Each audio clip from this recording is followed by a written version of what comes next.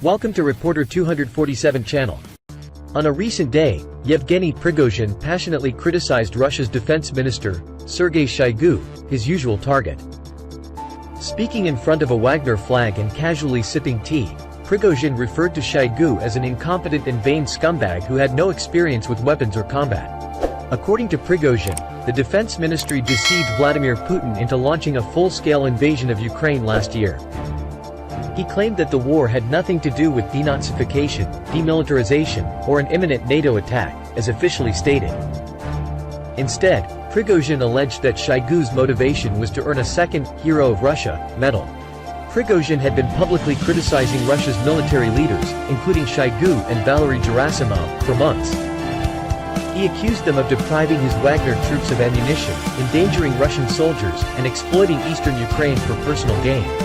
Tensions escalated further when Shoigu announced that Wagner soldiers would be required to sign contracts with the defense ministry, effectively dissolving the group. Surprisingly, Putin seemed to support this decision, leaving Prigozhin at a crossroads. He could either accept the Kremlin's directive or fight back. On Friday evening, Prigozhin posted a provocative video on his Telegram channel, depicting the aftermath of a missile strike on a Wagner camp in occupied Donbass. He claimed that Russia's defense ministry had carried out the attack, resulting in numerous casualties. The authenticity of the video seemed questionable, but Prigozhin now had a justification for his next audacious move: Wagner's invasion of Russia. According to reports, Prigozhin had been contemplating a mutiny for some time, and U.S. intelligence agencies had caught wind of a potential plot. This raised concerns about the security of Russia's nuclear arsenal if it fell into the wrong hands. Meanwhile, Moscow appeared unaware of Prigozhin's intentions. On Saturday morning, a column of armored vehicles carrying Wagner soldiers crossed the international border and peacefully entered Rostov-on-Don, a city with over 1 million inhabitants and a strategic location in the Ukraine conflict. The residents woke up to find themselves under the control of Prigozhin's rebel forces. Prigozhin personally took over a military command building, and his mercenaries patrolled the streets. Surprisingly, locals curiously observed the situation, even taking selfies with the soldiers. These unforeseen events deeply shocked the Kremlin, presenting the most significant challenge to Putin's authority since he became president. Putin had long accused Western leaders of attempting to destabilize his regime. Yet it was his former ally Prigozhin, a restaurateur who had personally served him dinner, now wielding the knife. The situation raised many questions. Did factions within Russia's military and security elite support the rebels? Would regular soldiers turn against their Wagner comrades? With most of the army serving in Ukraine, the Internal Security Division and Putin's old FSB spy agency were ill-equipped to handle Prigozhin's experienced fighters. The pace of events was dizzying. At 10 a.m., Putin delivered a furious address to the nation, accusing Wagner of endangering the constitution and committing treason. He vowed severe punishment and legal measures against the mutineers. In Moscow, barricades were erected, and armored vehicles were deployed to protect key buildings and ministries.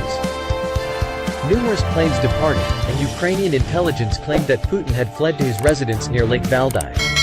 By midday, the rebels were on the move, captured on video as they drove north along the M4 highway, heading towards Moscow. Halfway along the route, Wagner visited a military base in Voronezh, where an attack helicopter was seen overhead, destroying an oil terminal and dropping bombs near a bridge in an attempt to halt the convoy. Initially, some speculated that Prigozhin's uprising was secretly coordinated with the Kremlin, but this conspiracy theory proved false. Prigozhin's bold coup attempt, or as he meekly put it, a march for justice, was genuine. His forces shot down a Ka-52 attack helicopter, killing its crew, and destroyed an Il-18 aircraft. At least 15 Russian servicemen, mostly combat pilots, lost their lives. The afternoon was surreal, as the convoy continued its journey through a landscape of pine trees and fields under a somber sky.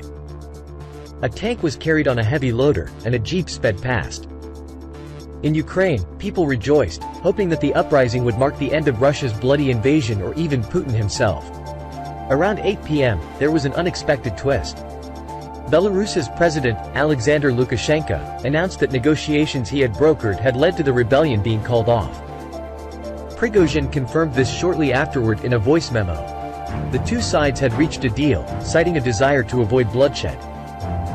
Despite being a mere 2-hour drive from Moscow, Prigozhin's forces agreed to return to their field camps in eastern Ukraine.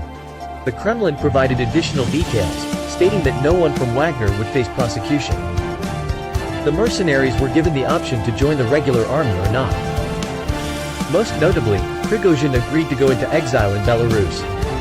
These conditions appeared astonishingly lenient compared to Putin's past treatment of opposition leaders and critics.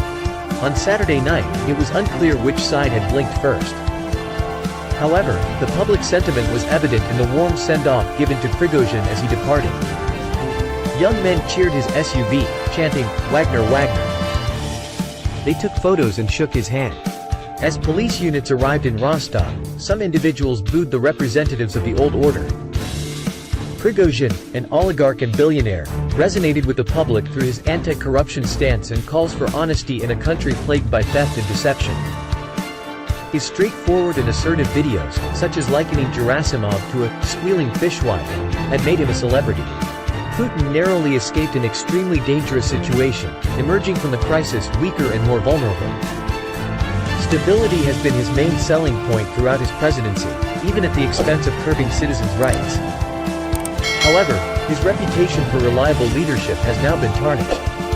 In Ukraine, officials observed the events in Russia with delight.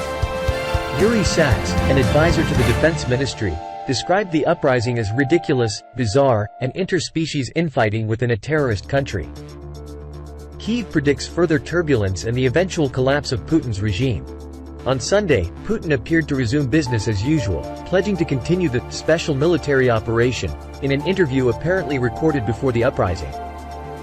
With the war in Ukraine going poorly, a successful Ukrainian counteroffensive could increase pressure on Putin domestically.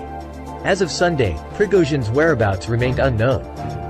Whether he is in Belarus or elsewhere, it seems unlikely that he and Putin can coexist for long, even if Prigozhin agrees to stay in Minsk.